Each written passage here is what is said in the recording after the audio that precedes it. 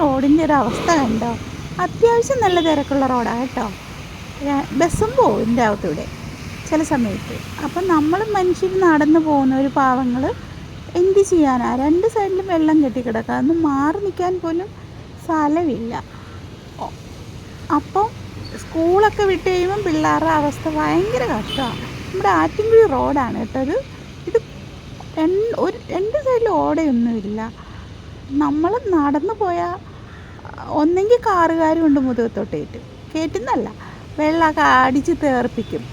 ഒരു മര്യാദയില്ല. ചില വണ്ടിക്കാർക്ക് കുറച്ചെങ്കിലും മര്യാദയൊക്കെ ഉണ്ടാവും, ചില ആൾക്കാർക്ക് ഒരു മര്യാദ ഉണ്ടാവില്ല.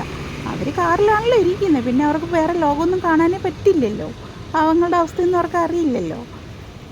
ഇനി ഒരു കാര്യം ഞാൻ പറഞ്ഞേക്കാം, ഇനി എങ്ങാനും വെള്ളം തെറിപ്പിച്ച കല്ലെടുത്തെറിഞ്ഞ് കാറിൻ്റെ ചില്ല് പൊട്ടിക്കും കേട്ടല്ലോ. മര്യാദയ്ക്കൊക്കെ പൊയ്ക്കോളണം, ഇല്ലെന്നുണ്ടെങ്കിൽ വെച്ച് കീച്ചി തരും പറഞ്ഞേക്കാം. എറിഞ്ഞ് പൊട്ടിക്കുന്ന വെച്ചാൽ എറിഞ്ഞ് പൊട്ടിക്കും. മനുഷ്യൻ നടന്നു പോകണ്ടായോ?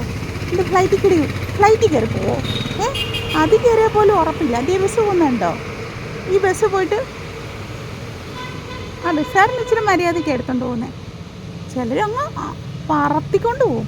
റോഡിന് വീതിയില്ല, വെള്ളവും പോവില്ല. മനുഷ്യൻ എങ്ങനെയാണ് നടപ്പാതെ പോകുന്നവരെങ്ങനെ നടന്നു പോകുന്നതായി പറയുന്നത്? ഇങ്ങനെയുണ്ടോ ഒരു മനസാക്ഷി ഇല്ലാത്ത കുറച്ച് ആൾക്കാർ? ഇവിടുത്തെ ഭരണാധികാരികളൊക്കെ എന്തിനു കൊള്ളാം. അവരുടെ വീടിനകത്തോട്ടുള്ള റോഡ് മാത്രം അവർ നല്ല ക്ലീനാക്കും. പറഞ്ഞിട്ടൊന്നും കാര്യമില്ല. അവരോട് പറയുന്ന നേരത്ത് പോയി തൂങ്ങിച്ചെത്തിക്കുന്നത് നല്ലത്. ഇനി എങ്ങാനും ഉണ്ടല്ലോ കൊല്ലെടുത്തങ്ങ് നല്ല ഏറ് വെച്ചും ചില്ല് പൊട്ടിച്ചേരും പറഞ്ഞേക്കാം കാറുള്ളവൻ്റെയൊക്കെ. അല്ലെങ്കിൽ മര്യാദയ്ക്ക് സ്ലോ ആക്കി കൊണ്ടുപോയിക്കൊള്ളണം. ഇല്ലെന്നുണ്ടെങ്കിൽ ഉണ്ടല്ലോ, നിങ്ങൾ കേസ് കൊടുത്താൽ എന്ത് ചെയ്താലും കുഴപ്പമൊന്നുമില്ല. നമ്മൾ എറിഞ്ഞ് പൊട്ടിക്കും എന്ന് പറഞ്ഞാൽ എറിഞ്ഞ് പൊട്ടിക്കും.